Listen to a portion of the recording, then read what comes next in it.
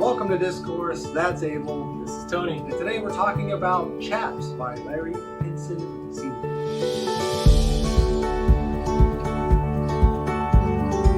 So C.H.A.P.S. What is C.H.A.P.S, Abel? It is Clockable Hours Application Process and Pay System. That's right. Yep. It's a new pay system for Postal Service.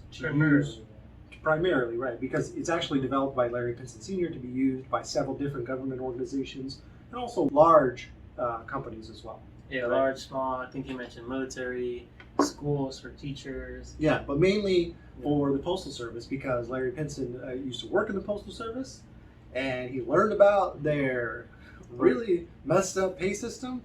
He was like, you know what, I got a better idea. Yeah, well, he tried to learn it because it sounded like no one ever explained it to him, right? I think he said that nobody ever explained it to, average people. Somebody explained it to him, and he was like, wait a minute, that doesn't make sense. Yeah. Or I think it made sense, it was just very complicated to say. Yeah. Right? Like he had and in that complication, we end up, underpaying people, or people don't get their benefits right, or people don't get their pay right because the system is so complicated. Like, did you get the right, leave benefits, the right vacation time? When you're about to retire, do you have the right pension? They didn't know because it sounded like the system was faulty. They couldn't track their hours correctly, and it seemed like, according to Mr. Pinson, that they were actually losing some of their money and giving it to the post office, right? Giving it back to the employer. Yeah, they were losing some of their money. I mean, the Postal Service is not the most efficient organization in the United States. And we all know this, right? Barack Obama knew this. He even spoke out about it plenty of times. The Postal Service has a couple of problems, but one of the problems is the pay system for their employees. They are having financial problems, but if you solve the pay system problem, that'll help alleviate their financial issues, at least a large majority of them, right?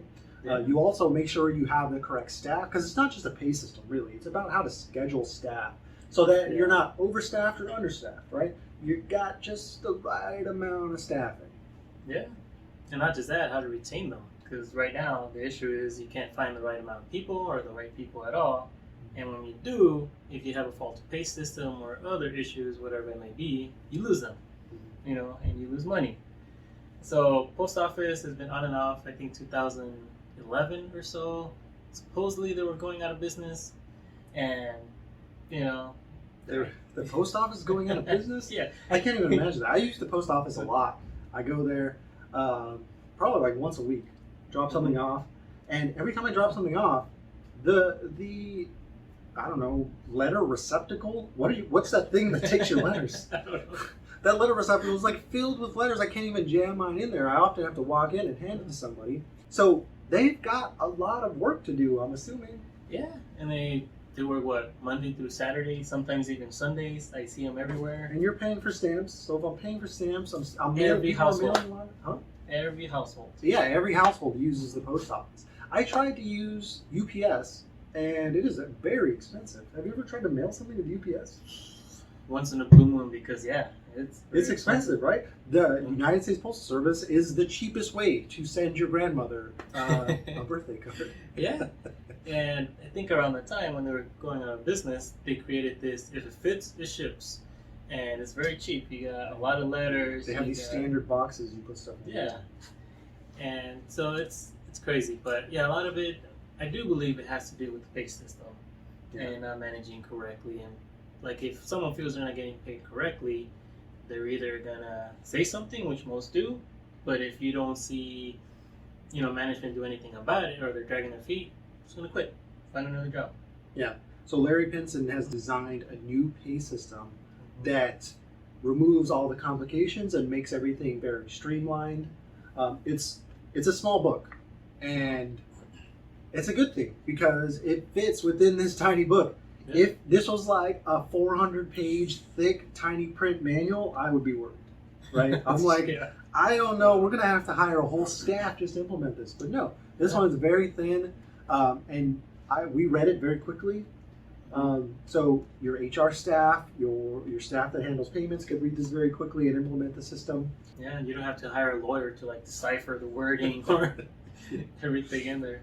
You need to hire one person to pay somebody. You need to hire another person to double check that guy's pay, and then you need to hire 3 other lawyers to cover any lawsuits. Yeah. Save yourself the trouble and go with C.H.A.P.S. Yeah, and Larry Pinson Sr., he worked with the post office for 14 years, right? I think it was 95 to 2009.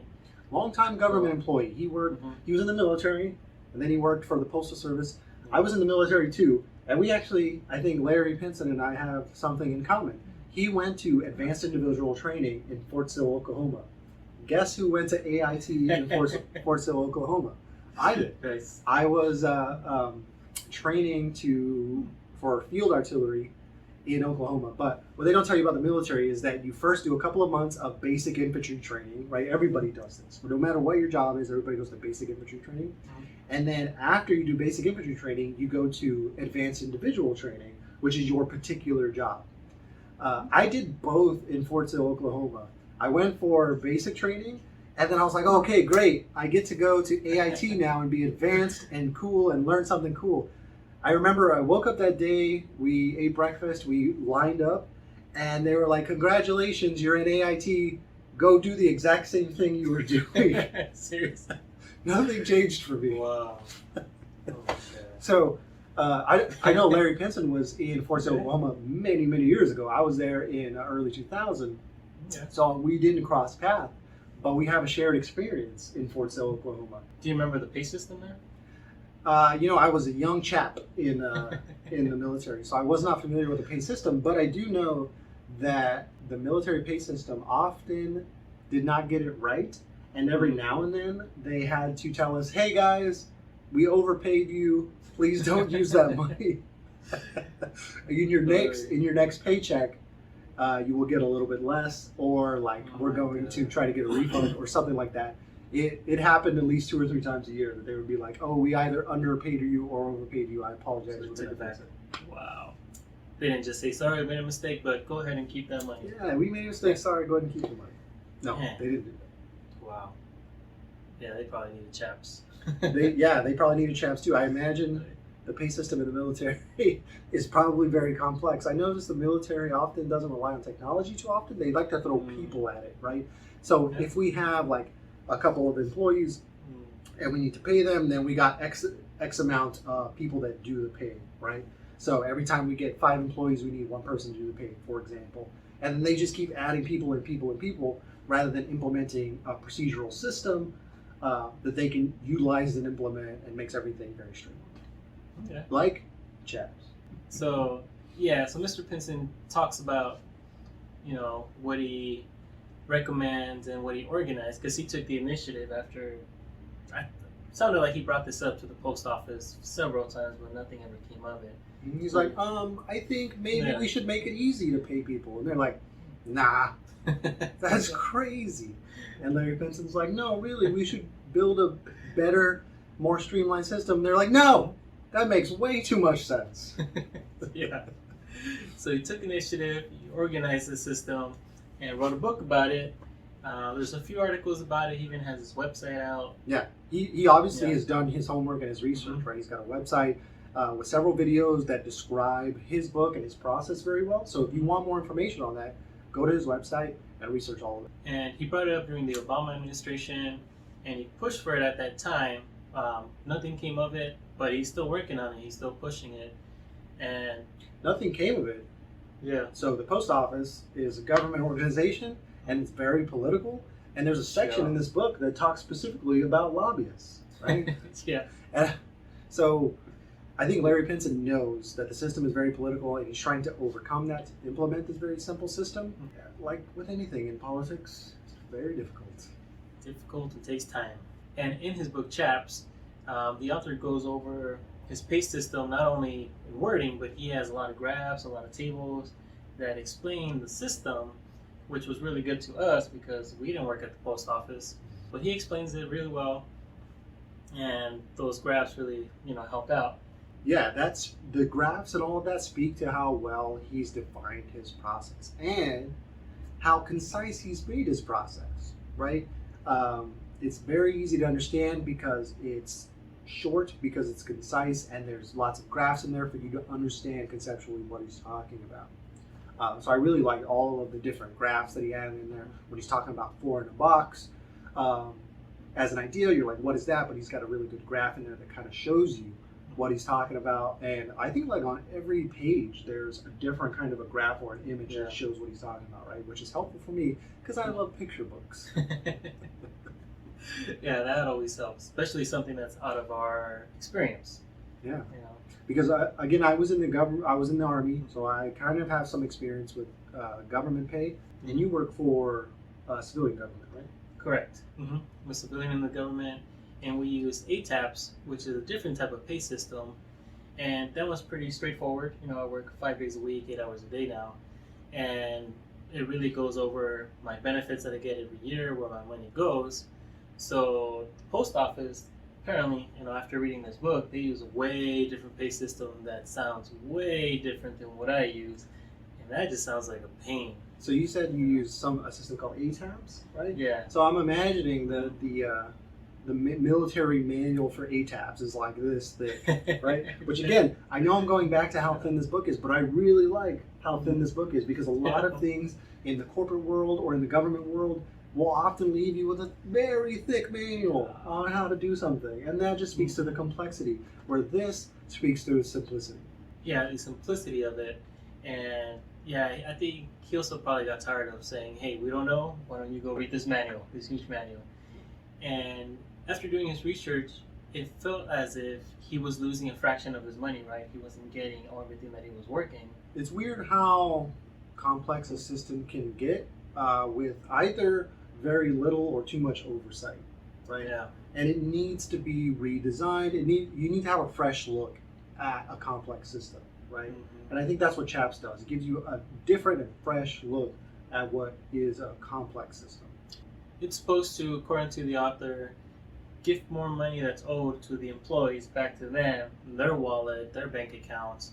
So that'll help out the economy. Yeah, they have this weird idea that, you know, if they work 8 hours, they should get paid for 8 hours. Yeah. Wow. So I think C.H.A.P.P.S, you know, make sure people get the right pay. And it's important that it's the right pay, right? It's not overpaid or underpaid.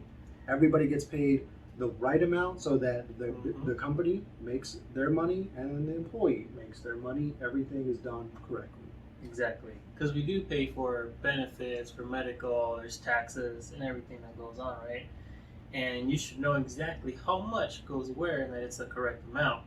So when tax season comes, you don't owe anything, or if you do, you already know it's going to be a little bit because I got more money throughout the year. And you did some research on the current pay system, right? You found like this large table with Yeah. a sliding scale and stuff. Yeah, there's several tables, several grades, several steps. Like I'm used to seeing steps and pay increases working, you know, as a civilian in the government, but that's after every few years or so. This is just like a huge table. So you go up a step like what, every few months is, I or think- every, I don't know. Yeah, so your Google search on the pay system for the United States Postal Service brought back more content than's in this book, right? Yeah. Which again is a bad thing because you need a whole team of people to even implement it. Yeah. This is a simpler system. And that's like a new pay system that's coming up, or a new pay grade, or scales. It was a lot. There's a lot of charts, a lot of tables, with different areas, different grades, and it had a thing that said the red areas don't apply. It's like, what? Why is it What? even there? Why do these colors Yeah. and these numbers up here, and then I've just got like formulas going on in my head. I'm like, why? I just want to get paid. Yeah, the current USPS pay system is very complex. Doesn't really make sense. But I like that this one is a lot simpler. It was very quick for us to read. I recommend it if you're a government employee or an employee for a large corporation, especially if you're HR or part of the pay process or business alignment. You should definitely read this. It's a very quick read, so you won't invest too much time, but it could save you a lot of time in the long run. Yeah, at least check it out. It could save you a lot of time and potentially money, maybe retention of your employees, and it'll feel like they're getting raised and they're just getting paid the right amount of money, right? So they'll be happy.